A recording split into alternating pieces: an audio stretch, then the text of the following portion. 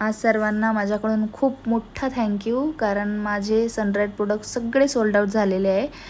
थोडेसे वडे वगैरे आणि बटाट्याचा किस आहे अवेलेबल सध्या. तर सांगायचं तात्पर्य हे की शेवटच्या लास्टच्या जे 2 दिवसांमध्ये हे सगळं संपलं आहे आणि पुण्यातून आणि पुण्याच्या बाहेरून सर्वांनी छान रिस्पॉन्स दिला आणि त्यांच्या ऑर्डर्स मी डिस्पॅच पण केल्या आज.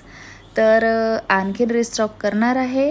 बऱ्याचशा बायकांनी मला कॉन्टॅक्ट केला आहे ना, तर मी त्यांचे नंबर पण सेव्ह करून ठेवले आणि रिस्टॉक केल्या मी लगेच तुम्हाला मेसेज करणार आहे आणि तुम्ही मग तेव्हा ऑर्डर करू शकता. आणि आज माझा पूर्ण दिवस शॉपिंगचा होता. म्हणजे शॉपिंग झाली, आता फक्त प्रोडक्ट येणं सुरू होतं दिवसभर. छोट्या मोठ्या रॅक आणि घर घेऊन किती वर्ष झाले तरीही आपल्याला प्रत्येक ती गोष्ट नवीन काही ना काही सुरूच असतं. ही खराब झाली, दुसरी घ्या, असा प्रकार चालू असतं. त्यामुळे मी छोट्या मोठ्या रॅक्स घेतल्या. त्यानंतर कुकर तर 10 वर्षही झाले तरी इच्छा होत नाही. ते माझा कुकर चांगलाच आहे, पण आता नवऱ्याची हौस की बाई 10 वर्ष झाले, अजून किती वर्ष वापरणार ना कुकर, नवीन मागव सगळे. तर कुकर मागवले. त्यानंतर OTG मागवला. माझं अवन खराब झालं होतं, ते रिपेअर करणं नाही जमलं, पण त्याऐवजी नवीन घेणं लगेच जमलं बाबा. तर त्याचा एक वेगळा आनंद होता.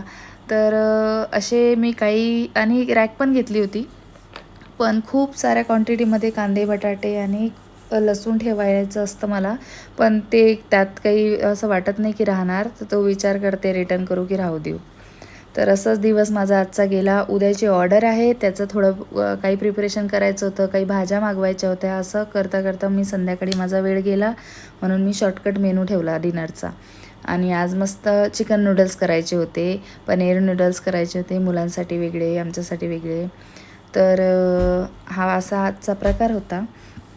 आणि या नूडल्सची कोणाला रेसिपी हवी असेल तर मला कमेंट करून नक्की सांगा. आपण एक स्पेशल शूट घेऊ त्याचं आणि मी तो शेअर पण करेल. आणि म्हटलं OTG आलं आहे, आता काहीतरी सेलिब्रेशन झालंच पाहिजे. काहीतरी गोडाधोडाचं बनवणार होती मी, त्यात केक वगैरे सगळं रेडी करायचा विचार केला, पण त्या प्लगला ती वायरच पुरत नाही आहे त्याची, त्यामुळे ते थोडं स्किप केलं. आता जेव्हा ते करू ना आपण, तेव्हा मी त्याचा तुम्हाला केक वगैरे पण दाखवेल. काहीतरी बनवावं लागेल ना त्यात.